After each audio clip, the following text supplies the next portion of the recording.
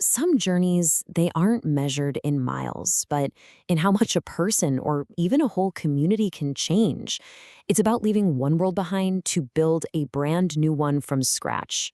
Today, we're going to dive into one of the most important migrations in history, the Hijrah to Medina. But we're not just looking at it as an event. We're looking at it as a kind of mobile classroom for building a society. Seriously, think about it. It's a huge question, one we're still trying to answer today. How do you take a bunch of strangers, refugees, and locals and actually forge them into a real family? Well, the migration to Medina gives us this powerful, practical blueprint. Okay, let's get into it. So, first thing to get is that this journey wasn't just about running away from persecution in Mecca. Not at all. It was a proactive, totally deliberate move to build a community on a whole new set of principles. Things like faith, brotherhood, and just mutual dignity.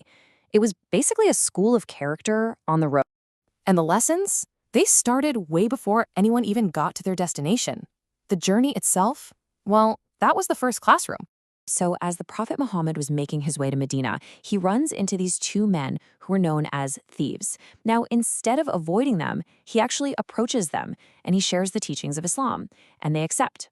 And right then, this really fascinating exchange happens.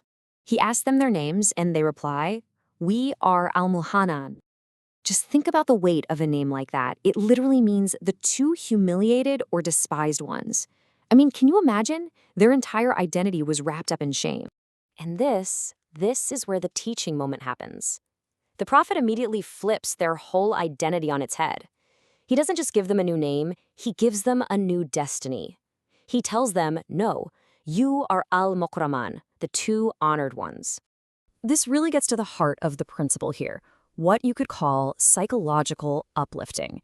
And this wasn't just about being nice, right? It was a very deliberate method of teaching self-worth. It was about inspiring people to live up to a new, honorable standard by seeing the absolute best in them and calling it out. So this very same principle, this idea of honoring people, it became the cornerstone of the entire community they were about to build. Let's see how it all played out once they actually arrived in Medina. The scene when they arrived was, well, it was extraordinary. The locals of Medina, who came to be known as the Ansar, or the helpers, just poured into the streets. They didn't see these newcomers from Mecca as a burden. They saw them as brothers they'd been waiting for. They literally opened their homes, shared everything they had, and they were driven by nothing more than this powerful, shared belief. And this incredible act of brotherhood, it was cemented by divine guidance. This verse from the Quran, it wasn't just words on a page. It became a living, breathing social contract. It was a spiritual and legal bond that officially turned the emigrants and the helpers into allies, into one single family. Okay, so you have these big, beautiful principles, but how were they actually taught day to day? Well, it wasn't through big lectures. It was through these small, consistent acts of character that everyone could see and learn from. Okay, take this incredible story from inside the home of Abu Ayyub.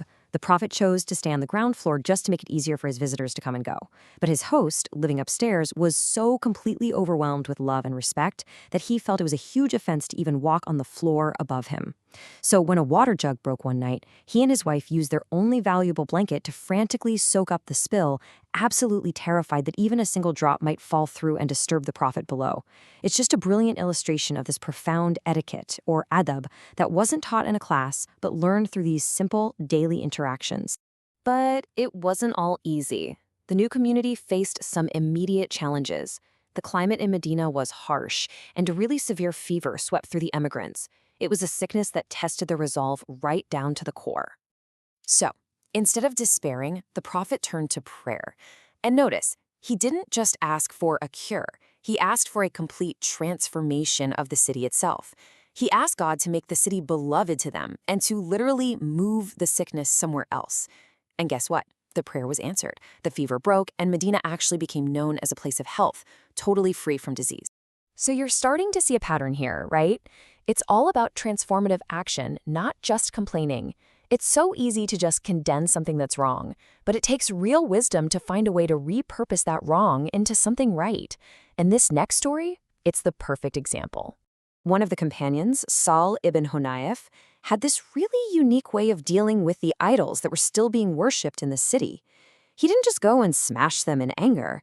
No, under the cover of night, he would quietly break them up, and then he'd deliver the wood to a poor woman who needed fuel for her fire.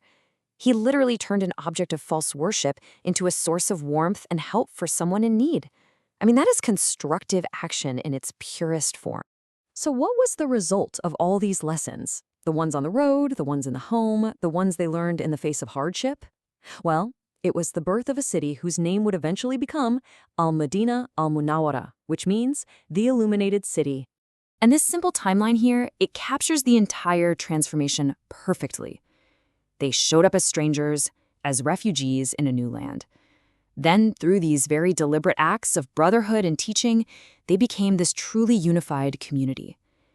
And that community, built not on power, but on individual character, it became the foundation for a civilization that would, quite literally, illuminate the world. And you know, the door was never closed. This final verse makes it so clear that this community was never meant to be exclusive. It's an open invitation for anyone from any time to join in by embracing those same values of faith, struggle, and unity. They too could become of you. And that really leaves us with a final thought to chew on. We often think about building a society in terms of laws and armies and economies. But what if the story of Medina is trying to teach us something much more profound? What if the most resilient, the most enlightened societies aren't built from the top down, but from the ground up, one small, intentional, honorable act at a time?